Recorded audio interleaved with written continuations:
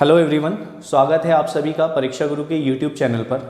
आज हम लोग एक ऐसा टॉपिक डिस्कस करने वाले हैं जो सभी कॉम्पिटिटिव एग्ज़ाम में आपको 5 नंबर डेफिनेटली दिलाता है।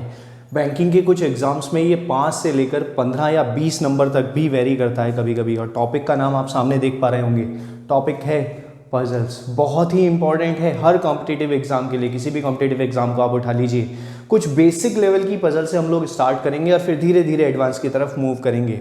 ये एक तरह से हमारा सेट होगा काफ़ी सारी पजल्स का, 30 पजल्स 40 पजल्स तक हम अप्रॉक्स इसमें करेंगे इसी सीरीज़ में आगे। तो पजल के पहले क्वेश्चन से मैं आज शुरुआत करने जा रहा हूँ और आज हम 2 पजल सॉल्व करने वाले हैं इस वीडियो में। पहली जो पजल होने वाली है, सबसे पहली पजल वो होने वाली है आपकी डे बेस्ड पजल्स। बाइलिंगुअल रहूँगा मैं, तो वीडियो को छोड़कर कहीं भी मत जाइएगा। हिंदी इंग्लिश दोनों में क्वेश्चन भी अपीयर होगा और हम उसको दोनों ही लैंग्वेज में सॉल्व करने की कोशिश करेंगे। डे बेस्ड यानी कि दिनों के संबंध में कुछ दिया हुआ होगा पजल में। और सेकंड पजल हम लोग करने वाले हैं सर्कुलर सीटिंग अरेंजमेंट की। Circular seating arrangement basic type दोनों का आज हम देखने वाले हैं। थोड़ा सा क्वेश्चन का लेवल ठीक ठाक होगा, जैसा कि आपको एग्जाम में देखने के लिए भी मिल सकता है। बहुत ही बेसिक से समझेंगे लेकिन क्वेश्चन बहुत बेसिक नहीं है।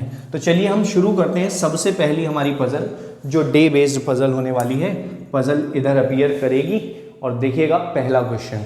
पहले क्वेश्चन में वो क्या कह रहा है? पहला क्वेश्चन हमारा डे बेस्ड है। इंग्लिश और हिंदी दोनों में लिखा हुआ क्वेश्चन आपको दिखाई दे रहा है। वीडियो पॉज कर आप चाहे तो इसको सॉल्व करने की कोशिश कर सकते हैं, अगर आपको आता है सॉल्व करना तब। इनकेस नहीं आता तो कैसे अप्रोच करना है उस पर हम लोग आज चर्चा करने वाले हैं। देखिएगा जरा, कह रहा है पहले एक बार पजल को ध्यान से पढ़िएगा। जब भी एग्जाम में पजल आती है तो स्टार्टिंग के एक पैराग्राफ से आपको पता लग जाता है कि इसमें वेरिएबल्स क्या क्या है। क्या बोल रहा हूं मैं? सबसे पहले क्या आइडेंटिफाई करने हैं? वेरिएबल्स। वेरिएबल्स मतलब किस किस बारे में बात की गई है। जैसे कि अगर इस क्वेश्चन को देखें, समझिए वेरिएबल्स क्या होंगे, इस क्वेश्चन से समझते हैं। वेरिएबल्स अगर हम बात करें इस क्वेश्चन में, तो उसने कहा है पहली ही लाइन में P, Q, R, S और T, तो 5 पर्सन हो गए। तो एक वेरिएबल तो हो गया मेरे पास क्या? पर्सन। सेकंड उसने क्या कहा है? सोमवार से शनिवार तक काम किया। P, Q, R, S and T finished work working from Monday to Saturday. तो दूसरा हो गया डेज। इसलिए मैंने कहा था कि पहली पजल डे बेस पर होने वाली है। तो पर्सन दे रखे हैं और साथ में दिन दे रखे हैं कि इतने दिनों तक उन्होंने काम किया है। अब देखो जरा दिन कितने हैं, वो पहले आपको आइडेंटिफाई करने के लिए दे देगा या खुद डायरेक्टली भी दे सकता है। जैसे इस क्वेश्चन में दिया हुआ है कि मंडे से सैटरडे तक, तो कैसे अप्रोच करना है? आपको एक टेबल जनरेट कर लेनी है। 2 ही वेरिएबल है इसमें। पहला शुरू होगा कहां से? मंडे से। उसने कहा है मंडे से, तो मंडे से शुरू करना है और इस तरह से टेबल बनानी है। क्या क्या लिख लेना है? Monday, Tuesday, Wednesday, Thursday, Friday और सैटरडे। संडे को उसने इंक्लूड नहीं किया है। ठीक है, टेबल को मैंने इस तरह से क्यों बनाया है इसको समझ लीजिए जरा पहले कि क्यों जरूरी है टेबल ऐसे बनानी। इसमें हम पॉसिबिलिटीज देखते हैं, बहुत सारी कंडीशन बनती हैं एक क्वेश्चन को सॉल्व करने के लिए। तो हम क्या करते हैं? पॉसिबिलिटीज देखते हैं। वो सारी पॉसिबिलिटीज मैं एक लाइन में मेंशन ना करके अलग अलग मेंशन करूंगा। एक पॉसिबिलिटी यहां से बनेगी, देखते हैं कैसे बन सकती है वो एक पॉसिबिलिटी। एक यहां पर लिखेंगे। जितनी भी पॉसिबिलिटीज बनेंगी, मैं अभी 4-5 पॉसिबिलिटीज के लिए यहां पर जगह बना रहा हूं। क्वेश्चन आप देख ही पा रहे होंगे स्क्रीन पर अपनी। ठीक है, यहां पर ये हो गई, यानी कि यहां पर मैं पॉसिबिलिटी नंबर 1 लिखूंगा, यहां पॉसिबिलिटी नंबर 2 होगा, यहां पॉसिबिलिटी नंबर 3, पॉसिबिलिटी 4 और 5। जितनी भी पॉसिबिलिटीज हमें जरूरत पड़ेगी हम बनाकर चलेंगे, क्योंकि बेसिक में चल रहे हैं। जब प्रैक्टिस हो जाती है तो हम डायरेक्ट एलिमिनेशन से भी इसको कर सकते हैं। देखिएगा एलिमिनेशन डायरेक्ट कैसे होता है उस पर भी चर्चा करते हैं। बनाते हैं और स्टार्ट करते हैं जरा। क्या उसने कहा है कि एक दिन छुट्टी का दिन है। अब जाहिर सी बात है 5 सदस्य दिख रहे हैं हमें, P, Q, R, S और T। तो इनको भी लिख लेते हैं जरा यहाँ पर। P, Q, R, S और T ये 5 सदस्य हैं और दिन कितने हैं? 6 दिन हैं। अब 6 दिन में 5 सदस्य काम करेंगे तो एक छुट्टी जरूर होगी, जाहिर सी बात है। तो वो वही यही कह रहा है कि एक दिन छुट्टी का भी है। नेक्स्ट उसने क्या कहा है? प्रत्येक दिन में प्रत्येक पर केवल एक ही ओवर टाइम कर रहा है, यानी कि हर दिन में एक पर, यानी कि एक दिन में एक ही व्यक्ति ओवर टाइम कर रहा है, इसके कहने का मतलब। तो पहला पैराग्राफ केवल आपको इंफॉर्मेशन प्रोवाइड करता है क्वेश्चन की। नेक्स्ट मूव करते हैं जरा सेकंड वाले पार्ट से। आर या टी ने पहले दिन ओवर टाइम नहीं किया है। अब देखिएगा जरा कैसे मेंशन करना है इसको, ताकि क्वेश्चन दोबारा ना पढ़ना पड़े, इसलिए यहां पर लिखते चलिएगा आर और टी पहले दिन काम नहीं करेंगे। इस तरह से लिख लेंगे हम, आर भी नहीं आएगा और टी भी नहीं आएगा। ये मंडे में तो नहीं आ सकते, पहला दिन क्या है, मंडे है, मंडे में नहीं आएंगे यही दोनों। अब आगे क्या कह रहा है, क्यू ने छुट्टी के अगले दिन ओवर टाइम किया है। Q worked over time the next day after the holiday. तो ऐसे आएगा कुछ कि पहले हॉलीडे और उसके बाद क्या आ जाएगा, क्यू आ जाएगा। अभी मैं जनरल कंडीशन लिख रहा हूं यहां पर सिर्फ और सिर्फ। छुट्टी के पहले दिन आर ने ओवर टाइम किया। देखो यहीं पर कंडीशन को लगा देते हैं, मिक्स कर देते हैं, तो ये हो गया आर। अब ये तीनों एक साथ चलेंगे जहां भी चलेंगे। छुट्टी के जस्ट पहले दिन कौन है, आर, और जस्ट बाद में कौन है, क्यू है, ये दे रखा है। उन दिनों के बीच 2 दिन का अंतर था जिस पर पी और क्यू ने ओवर टाइम किया है। तो देखो पी और क्यू के बीच में कितने दिन का अंतर होना चाहिए, 2 days, 2 दिन का अंतर होना चाहिए। कह रहा है there was a 2 days gap between the days on which P and Q worked over time. ठीक है, लेकिन इसने अब ये नहीं बताया कि पी ऊपर है या नीचे, यानी कि पी ने पहले काम किया या क्यू ने पहले काम किया। इन दोनों के बीच 2 दिन का गैप होना चाहिए। पी एस के ओवर टाइम के अगले दिन काम करता है, यानी कि पी किसके बाद काम कर रहा है, एस के बाद कर रहा है। तो ये हमारे पास भाई 4 कंडीशन बनी हुई हैं। इन कंडीशन से हमको सॉल्व करनी है पजल। अब पजल पढ़ने की हमें कोई भी जरूरत नहीं रह जाएगी, क्योंकि ये चारों कंडीशन हमने लिख ली है। बहुत जल्दी से शॉर्ट में उसको लिख लेंगे। देखिएगा क्या करना है, सबसे रिलेवेंट यानी कि सबसे ज्यादा जानकारी मैं कहां से फिल कर सकता हूं, यहां से। ये 3 चीजें, आर, हॉलीडे और क्यू को मैं यहां पुट करूंगा। कहां, पहली कंडीशन। देखिएगा मैंने आर को यहां रखा, तो यहां क्या आ जाएगा, हॉलीडे, और यहां क्या आ जाएगा, क्यू। अब आप कहें कि सर आर यहां क्यों रखा, यहां नहीं रखना, चलो यहां रख लेते हैं। ट्यूसडे पर दूसरी कंडीशन, दूसरी पॉसिबिलिटी, आर यहां है तो नीचे क्या होगा, हॉलीडे होगा इसके जस्ट नीचे, और इसके नीचे क्या होगा, क्यू। आर मंडे में था तो ये कंडीशन, आर ट्यूसडे में आया तो ये कंडीशन, आर वेंसडे में भी हो सकता है तो ये कंडीशन, आर, हॉलीडे और क्यू। एक और कंडीशन बन सकती है कि आर, हॉलीडे और क्यू। क्या आर यहां हो सकता है फ्राइडे में, नहीं हो सकता, क्योंकि आर के नीचे हॉलीडे और फिर नीचे क्यू की जगह नहीं बचेगी। तो आर, हॉलीडे, क्यू से केवल एक ही कंडीशन से मुझे 4 पॉसिबिलिटीज मिल गई हैं। अब देखो ये क्या कह रहा है, आर या टी में से कोई भी मंडे पर नहीं आएगा। तो यहां तो मैंने लिख दिया है, आपको ये कंडीशन जब प्रैक्टिस करेंगे तो याद रह जाएंगी, ध्यान रहेंगी क्या, कि ये वाली पॉसिबिलिटी कभी भी ट्रू नहीं हो सकती, क्योंकि इसमें आर कहां आ गया है, मंडे में आ गया है, आर यहां हो ही नहीं सकता। तो 3 पॉसिबिलिटीज बन जाएंगी। जब प्रैक्टिस कर लेंगे तो इसको लिखेंगे ही नहीं आप खुद ही, आपको ये ध्यान रहेगा। ठीक, अब देखो यहां पर मुझे क्या दिख रहा है, आर, क्यू और हॉलीडे दिख रहा है। तो क्या इनमें से किसी का रिलेशन जिसको हम यूज कर चुके हैं उसको कट कर देता हूं, ये यूज कर चुके हैं केवल हम अभी। देखते हैं जरा पी और क्यू। देखिए यहां पर इसमें क्या मिल रहा है मुझे, ये मिल रहा है पी और क्यू के बीच कितने दिन का डिफरेंस, 2 दिन का। तो देखो जरा ये रहा क्यू, 1 2, नीचे जगह ही नहीं है ना, 2 दिन का डिफरेंस होना चाहिए बीच में। तो क्यू से ऊपर आएगा 1 2 और यहां क्या आ जाएगा, पी। ठीक, नेक्स्ट यहां पर देखते हैं, क्यू नीचे तो पी नहीं आ सकता, 1 2 ये रहा पी। ऐसे ही यहां पर 1 2 ये रहा पी। ये कंडीशन भी हो गई यूज हमारी। पी के जस्ट ऊपर क्या आएगा, एस। क्या यहां पर पी के ऊपर कोई जगह है, कोई भी प्लेस नहीं बचा है, इसका मतलब ये कंडीशन भी एलिमिनेट हो गई है। ठीक है, मैं फिर से वही कह रहा हूं कि जब आपको कंडीशन ध्यान रहेगी, क्वेश्चन में ध्यान रहेगा क्या है, तो आप इसको लिखेंगे ही नहीं। जब आप पी को यहां पर जगह दिखाई देगी आपको पी की, तो आप इसको पहले ही एलिमिनेट कर देंगे लिखते हुए ही। यहां पर क्या आ जाएगा, एस, यहां पर भी क्या आ जाएगा, एस, इस वाली कंडीशन से। एस ऊपर है किसके, पी के। ठीक है, देखो केवल इसमें एक प्लेस बचा है, इसमें भी एक प्लेस बचा है। और क्वेश्चन में पढ़ो जरा, कौन सा मेंबर बचा है, टी बचा है। तो टी की कंडीशन यहां पर यही बची है, यहां ये बची है। क्या ये पॉसिबिलिटी हो सकती है इसके अकॉर्डिंग, नहीं हो सकती, तो ये भी कैंसिल हो जाएगा। तो लास्ट तक पहुंचते पहुंचते आपके पास केवल एक कंडीशन बची है, जो है पॉसिबिलिटी नंबर 3। तो क्या निकला कंक्लूजन? मंडे को एस, ट्यूसडे को पी, वेंसडे को आर, थर्सडे को है हॉलीडे, फ्राइडे को है क्यू और सैटरडे को काम कर रहा है टी। इसके बेस पर 5 क्वेश्चन पूछे जाएंगे आपसे, ठीक, और उन क्वेश्चंस को आप सॉल्व करेंगे। देखते हैं जरा क्वेश्चन क्या होगा। मैं क्वेश्चन बोल रहा हूं, लिख भी सकता हूं, हाँ बिल्कुल लिख सकते हैं, जगह काफी है हमारे पास लिखने की। देखिएगा मैं इसको मिटा देता हूं, ठीक है। मैं क्वेश्चन लिखता हूं, आप कोशिश कीजिएगा कि इनमें से किसी का जवाब आप दे पाए अच्छे से। क्वेश्चन नंबर 1 पूछा है, on which day did R work over time. R का ओवर टाइम वर्क पूछा है, तो क्या आंसर हो गया? वेंसडे। बहुत आसान से क्वेश्चन है, लिखने की भी जरूरत नहीं होगी इसको, मैं केवल बोल रहा हूं, आप कमेंट में जाइए और आंसर मेंशन कीजिएगा। मैं 3 से 4 सेकंड दूंगा केवल आंसर लिखने के लिए आपको। आर ने किस दिन काम किया है? फटाफट आंसर दीजिए अपना। आर ने काम किया है वेंसडे।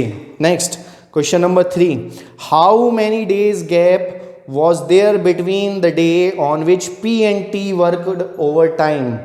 यानी कि कितने दिनों का गैप है जिनमें P और T के बीच में कार्य किया गया है ओवर टाइम का, वो गैप को मेंशन करना है P और T के बीच में। तो P और T के बीच में कितने दिन का गैप है? 3 दिन का गैप है। 3 आंसर हो जाएगा इसका। Next, when did T work over time. T ने कब ओवर टाइम किया है? जल्दी आंसर मार्क कीजिए। सैटरडे आंसर, ठीक। तो इसी तरह के और एक ऐसा भी क्वेश्चन मिल सकता है, कुछ स्टेटमेंट देगा, वो ट्रू है या फॉल्स है या कौन सा उसमें से ट्रू है ये बताना है। मार्क कीजिएगा फटाफट कमेंट में आंसर दीजिए जल्दी से कि क्या ये स्टेटमेंट ट्रू है या फॉल्स है। P worked over time last among them. P ने सबसे अंत में ओवर टाइम किया है। अंत में किसने ओवर टाइम किया है? टी ने। तो क्या हो जाएगा? फॉल्स हो जाएगा। पी ने एस से पहले ओवर टाइम किया है। P worked over time earlier than S. P ने एस से पहले ओवर टाइम किया है। पी ने एस से पहले किया है? नहीं, बाद में किया है। फॉल्स हो जाएगा। The holiday was on Friday. जो हॉलीडे था वो फ्राइडे को था। तो देखो फ्राइडे में क्या था? क्या हॉलीडे था? नहीं। क्यू काम कर रहा है ओवर टाइम, तो ये भी फॉल्स हो जाएगा। S worked over time earlier than Q. S ने क्यू से जल्दी कार्य किया है। S worked over time earlier than Q. तो एस ने क्यू से पहले काम किया है, बिल्कुल ये ट्रू हो जाएगा। तो इस तरह से वो ट्रू फॉल्स भी आपसे पूछ सकता है। तो ऐसे अप्रोच करते हैं हम डे बेस्ड पजल में। अब बात करते हैं हम अपनी दूसरी पजल की, जो कि एग्जाम में देखने के लिए मिलती ही है पजल, जाहिर सी बात है। तो हम बात करने वाले हैं सीटिंग अरेंजमेंट की। और कैसा seating arrangement? Circular seating arrangement. तो क्वेश्चन आपकी स्क्रीन पर देखिएगा, अपीयर हो रहा है सर्कुलर सीटिंग अरेंजमेंट का। ये रहा क्वेश्चन, और बहुत ही इंपॉर्टेंट है।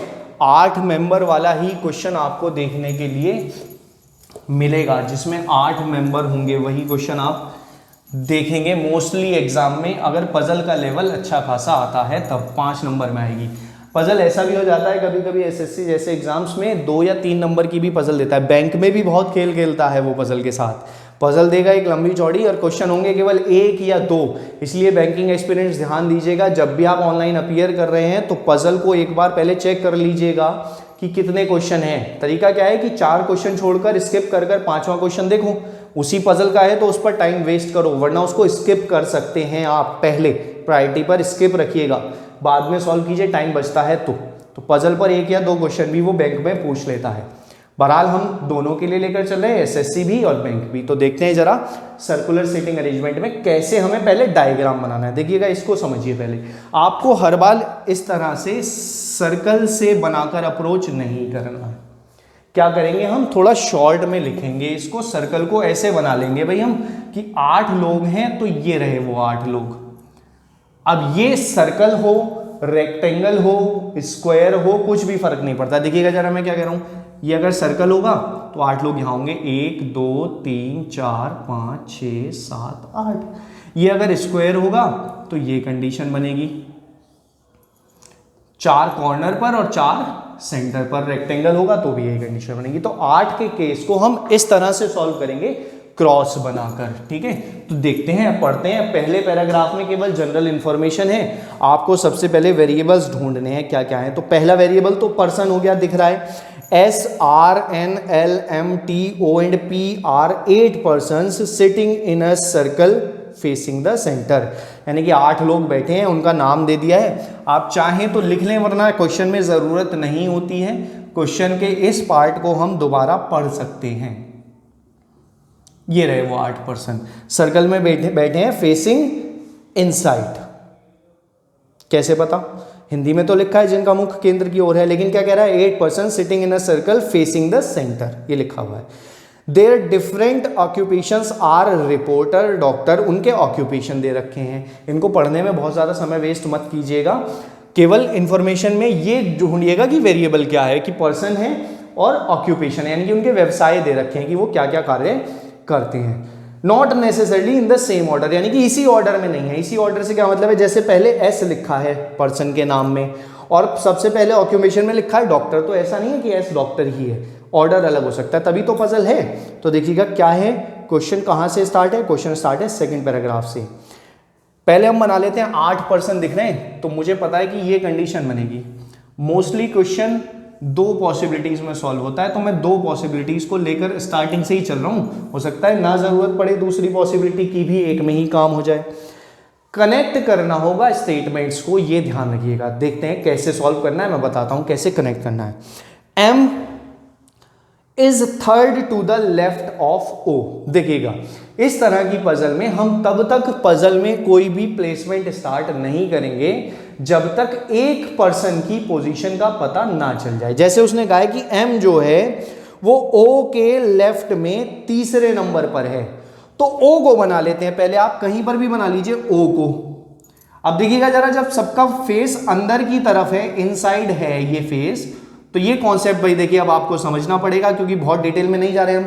ये वाला क्या होगा, खुद को कंसीडर कीजिए यहाँ बैठे हुए। जब आप यहाँ बैठे हुए तो आपका लेफ्ट ये है और राइट ये है। राइट मतलब ये डायरेक्शन, ये कौन सी डायरेक्शन हुई? एंटी क्लॉकवाइज, तो ये एंटी क्लॉक को कहेंगे हम राइट। और ये कौन सी डायरेक्शन हुई? क्लॉकवाइज, तो इसको हम क्या कहेंगे? लेफ्ट। ये ध्यान रखना है अब आपको कि क्लॉकवाइज है लेफ्ट और एंटी क्लॉकवाइज है राइट, जब फेसिंग इनसाइड है। तो उसने कहा है कि एम ओ के लेफ्ट में तीसरे नंबर पर है, तो ओ के लेफ्ट में चलते हैं। 1 2 3 एम आ गया है यहां पर। ठीक है, केवल एक ही पॉसिबिलिटी में अभी हमारा काम हो रहा है। एम के इमीडिएट राइट में डॉक्टर बैठा हुआ है। Doctor is at the immediate right of M, तो एम ये रहा। एम का राइट कहां होगा? इधर होगा, नीचे की तरफ। देखिए फेस इधर है तो राइट ये होगा, एंटी क्लॉक से भी घुमा सकते हैं आप। एम के इमीडिएट राइट में कौन बैठा हुआ है? डॉक्टर बैठा हुआ है, तो यहां पर हम मेंशन कर देते हैं कि ये कौन है? ये है डॉक्टर। ठीक है, आपके पास अगर डिफरेंट पेन ना हो तो इनको बॉक्स में बंद करते जाइएगा, या तो पर्सन को या ऑक्यूपेशन को, मिक्स ना हो जाए कोई भी चीज। शॉर्ट में भी लिख सकते हैं। आगे उसने क्या कहा है? M is not a reporter. अब इस चीज को अलग से नोट कर लेना है कि एम जो है वो रिपोर्टर नहीं हो सकता है, रिपोर्टर नहीं है एम। नेक्स्ट क्या कह रहा है वो? आर पी के दाईं ओर चौथे स्थान पर है। आर नहीं है कहीं भी, पी भी नहीं है कहीं भी, तो इसको स्किप कर देंगे अभी, लेकिन लिख लेते हैं कि आर पी के दाईं ओर राइट साइड में है। पी के राइट साइड में कौन से स्थान पर है? चौथे स्थान पर है। ऐसे लिख लिया मैंने शॉर्ट में, इसको यहां लिख देता हूं मैं इस साइड में। आर पी के राइट में दाईं ओर चौथे स्थान पर है, ऐसे मेंशन कर लेते हैं यहां पर। नेक्स्ट उसने क्या कहा है? None of R and P are the nearest neighbour of M. M के पड़ोस में ना तो आर आएगा और ना ही पी आएगा, यानी कि एम के पड़ोसी पी और आर नहीं होंगे। इस तरह से लिख लिया, अपनी तरीके से लिखिएगा जैसे भी आपको सुटेबल लगे लिखना। नेक्स्ट देखिए उसने क्या कहा है? T is a teacher and sitting third to the right of doctor. T एक टीचर है और डॉक्टर के थर्ड राइट में। अब डॉक्टर है मेरे पास यहाँ पर, डॉक्टर का राइट ये चलेगा एंटी क्लॉक। 1 2 3, यहाँ कौन है? यहाँ टी है, और वो टी क्या है? टीचर है। T is a teacher and sitting third to the right of doctor, doctor के राइट में थर्ड प्लेस पर आ गया है टीचर। नेक्स्ट देखिएगा क्या कह रहा है वो, अ शॉपकीपर। अब इसमें ए कोई पर्सन नहीं है तो ये अ शॉपकीपर यानी कि एक दुकानदार वो है, ये पर्सन नहीं है। A shopkeeper is sitting second to the left of teacher. Teacher का लेफ्ट इधर होगा, तो देखो टीचर के लेफ्ट में, मैं इसको मिटा रहा हूं भाई, ये कंफ्यूजन क्रिएट करेगा, इसको मिटा देते हैं। टीचर के लेफ्ट में सेकंड प्लेस पर कौन बैठा है, शॉपकीपर, 1 2, तो यहां पर आ गया शॉपकीपर, शॉर्ट में लिख लेते हैं यहां पर, ठीक है, शॉपकीपर आ गया है। नेक्स्ट उसने क्या कहा है, painter is sitting second to the left of M. M का लेफ्ट चलेगा इधर, सेकंड 1 2, सेकंड प्लेस पर कौन बैठा है, पेंटर बैठा है, तो यहां आ गया पेंटर सेकंड प्लेस पर एम के लेफ्ट में। नेक्स्ट क्रिकेटर एस, यानी कि एस कौन है, cricketer, is sitting exactly between T and P. तो देखो जरा टी ये रहा भाई, टी और पी के बिल्कुल बीच में कौन बैठा है, एस बैठा है। तो ये कंडीशन बनेगी, देखो टी एस और पी या टी एस और पी, ये कंडीशन बन सकती है कि भाई टी और पी के बिल्कुल बीचों बीच कौन बैठा है, एस बैठा हुआ है। तो देखो जरा ये रहा टी, क्या टी के बराबर में इधर एस आ सकता है, नहीं आ सकता, ओ बैठा हुआ है यहां पर, तो एस यहां आएगा, यहां लिख लेते हैं एस। जब एस यहां आया है तो पी यहां आ जाएगा, यहां वाली पॉसिबिलिटी खत्म हो रही है हाथों हाथ, तो यहां लिखने की जरूरत नहीं है हमें दोबारा किसी भी चीज को, ये वाली पॉसिबिलिटी, यहां एस नहीं आ सकता तो यहां एस और यहां पी, ये कंडीशन कर ली हमने यूज यहां पर, ठीक है। अब देखिए पी आ गया मेरे पास, तो मैं इसको भी यूज कर सकता हूं, इसको यूज कर लेते हैं। देखिएगा जरा, क्या पी एम के पड़ोस में है, इसको भी ध्यान रखना है। पी और आर, आर चौथे प्लेस पर है, बीच में 4 नंबर नहीं है। देखिएगा पढ़िएगा जरा लाइन को, उसने क्या कहा है, R is fourth to the right of P. P के राइट में 1 2 3 4, चौथे नंबर पर कौन है, आर है। पी के राइट में चौथे नंबर पर आर आ गया है यहां पर, ये कंडीशन हमारी यूज हो गई है। नेक्स्ट उसने क्या कहा है, accountant is sitting second to the right of cricketer. उसने कहा है क्रिकेटर एस, यहां पर क्रिकेटर लिखने से रह गया था, उसने कहा है क्रिकेटर एस, ठीक। उसने आगे क्या कहा है, accountant is sitting second to the right of cricketer. Cricketer के राइट में चलना है 1 2, सेकंड नंबर पर कौन बैठा हुआ है, अकाउंटेंट बैठा हुआ है, ये यहां पर आ गया हमारा अकाउंटेंट। अब आगे उसने क्या कहा है, N is third to the left of T. T ये रहा, इसके लेफ्ट में 1 2 3, थर्ड नंबर पर कौन बैठा हुआ है, एन बैठा हुआ है। और जैसे ही क्वेश्चन की सारी कंडीशन खत्म होंगी, आप क्या देखेंगे कि यहां पर केवल एक पर्सन की जगह खाली रह गई है, यहां पर भी आ गया है, यहां तक आ गया है, यहां एक पर्सन बचा है। देखो जरा कौन सा पर्सन बचा है, एस आ गया है, आर आ गया है, एन आ गया है, एल बचा है, ये आ गया एल। ऑक्यूपेशन बचे हैं 2। अब देखो यहां पर एक कंडीशन यूज होने से रह गई है अभी ये वाली, एम रिपोर्टर नहीं है, तो रिपोर्टर कौन होगा, ओ होगा, क्योंकि देखो रिपोर्टर का कहीं भी अभी जिक्र नहीं हुआ है इसमें, यहां रिपोर्टर नहीं आया, तो यही बचा है रिपोर्टर। और ऑक्यूपेशन हमारा और कौन सा बच गया है, जरा चेक कीजिए फटाफट। डॉक्टर हो गया है, रिपोर्टर हो गया है, cricketer, teacher, accountant, shopkeeper, painter और सुपरवाइजर रह गया है, तो यहां पर आ जाएगा हमारा सुपरवाइजर। तो दूसरी कंडीशन की जरूरत ही हमें नहीं पड़ी है। ये है आपकी इस पजल का जो यहां पर अपीयर हो रही है, इसका फाइनल सॉल्यूशन। देख लीजिए इसको एक बार और कि क्या यहां पर किया गया है। वीडियो को पॉज कीजिए और देखिए कि क्या चीज़ नहीं समझ में आ रही है, दोबारा देखिए वीडियो को। तो सिटिंग अरेंजमेंट का सर्कुलर सिंपल टाइप आप ऐसे सॉल्व करेंगे, इस क्रॉस को ध्यान रखिएगा। इन केस अगर 6 पर्सन वाला आ जाता है, कहें कि भाई 8 पर्सन ना हो, तो क्या सर्कल बनाएंगे, नहीं बनाएंगे। 6 पर्सन वाले को हम इस तरह से सॉल्व करेंगे, 1 2 3, देखिएगा 6 लोग बैठे हुए हैं। इक्वी डिस्टेंस कहता है, तो इसका मतलब ये नहीं कि बनाना भी इक्वल डिस्टेंस पर है, आप कंसीडर कर सकते हैं कि ये डिस्टेंस क्या है, बराबर है, ठीक है। तो इसी के साथ आज का पजल का सेशन हमारी इन 2 पजल के कॉन्सेप्ट के साथ समाप्त होता है। जल्दी ही बहुत सारी पजल के साथ धीरे धीरे आपको हम मिलने वाले हैं। पजल की रेगुलर अपडेट्स आपको मिलती रहेंगी। तो परीक्षा गुरु के साथ बने रहने के लिए थैंक यू सो मच।